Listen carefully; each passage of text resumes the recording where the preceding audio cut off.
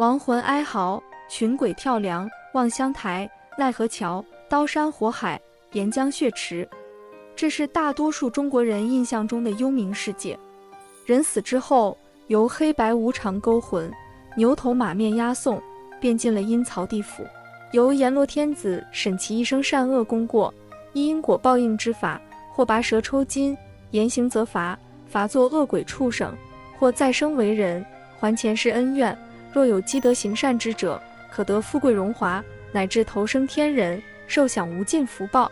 以上地狱形象被认为是中国传统，但其实当中却掺有众多源自于古印度佛教的外来元素。因果轮回说是佛教的基本教义之一，人之死后要入六道轮回，六道中的三恶道里就有地狱道，梵语曰尼离。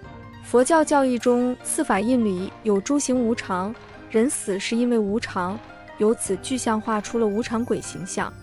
牛头马面直接出自佛经《楞严经》云：牛头玉足，马面罗刹，手持枪矛，驱入城内，向无间狱。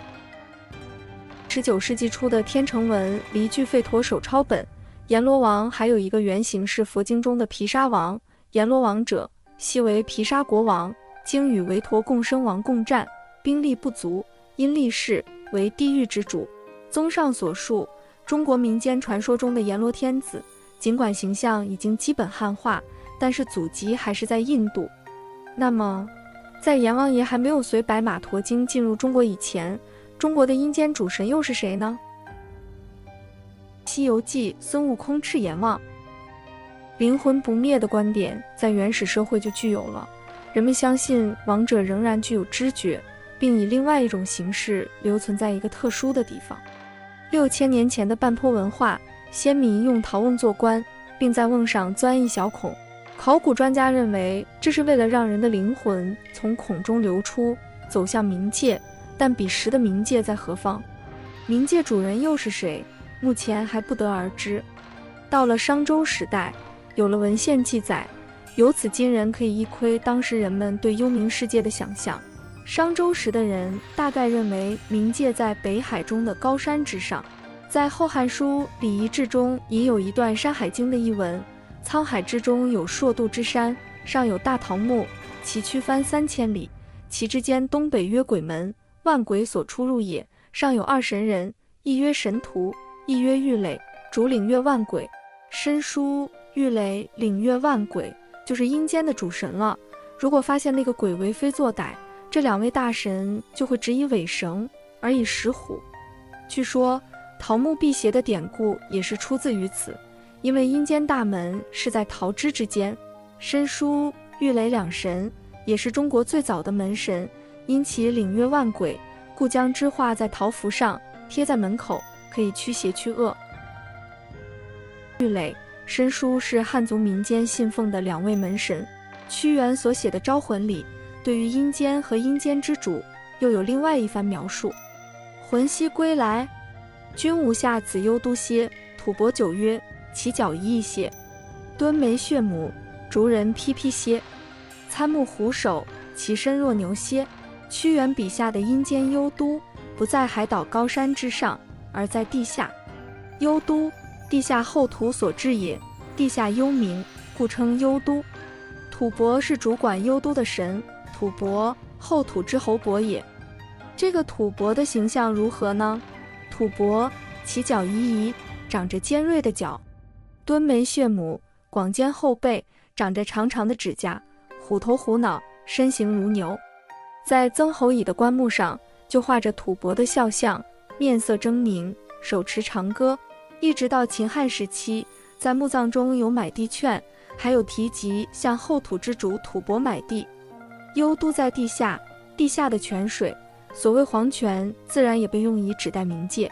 春秋时期，郑庄公因为其母武姜支持其弟弟共叔段篡位，将其母亲囚禁，撑不到黄泉，母子不再相见，即到死都不见的意思。明代买地券，到了汉代，最被广泛认可的阴间在东岳泰山。在东汉陵墓出土的买地券上，常见生人西属长安，死人属东泰山的章句。乐府解题说，人死精魄归于泰山。汉代人还常常以蒿里指代阴间，汉乐府曲牌蒿里本也是葬礼上的挽歌。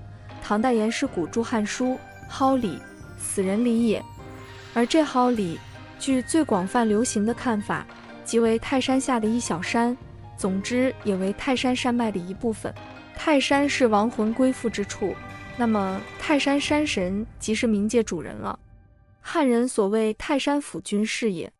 泰山府君言为天帝孙，主召人魂魄。东方万物始成，知人生命之长短。泰山府君统领众鬼，还管生死不及，掌握人的生命长短。汉代人病重，家人就去泰山祈请泰山府君给病人延年益寿，因为泰山府君可以授人生死。东晋干宝写的志怪小说《搜神记》上写了一个故事：东汉汉献帝建安年间，南阳郡贾文和病死了。彼时有一人爬泰山，看见泰山府君在核对生死簿，说：“你们这些人又办错事啦！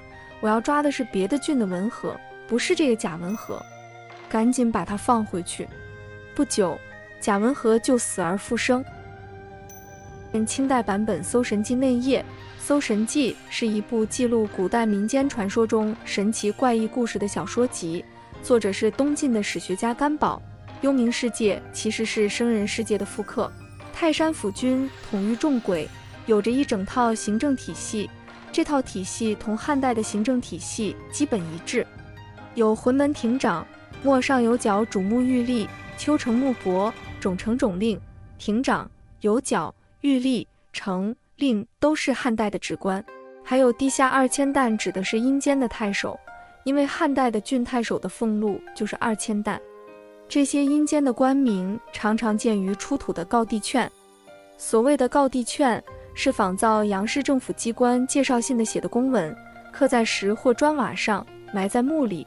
因为当时魂归泰山的影响力甚大，故而佛教初传入中国时，还把佛经中的地狱翻译成泰山。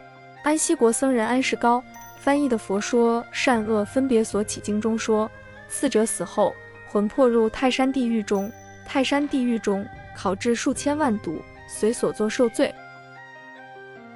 民间阎罗王画报，但到了唐代，民间信仰里论及生死时，还常常将阎罗王与泰山府君并列。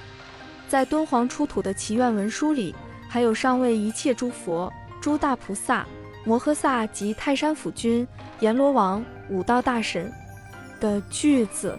但到了五代时，敦煌的祈愿文里就基本只剩下阎罗王，不见泰山府君了。东岳泰山神也少被提及阴间主神的名号，而主要作为国家繁荣安定、百姓安居乐业的大神。晚唐五代《佛说阎罗王受记4众欲修生期往生净土经》局部，阎王在逐渐取代泰山府君成为幽冥主人的同时，其形象也在逐渐的中国化。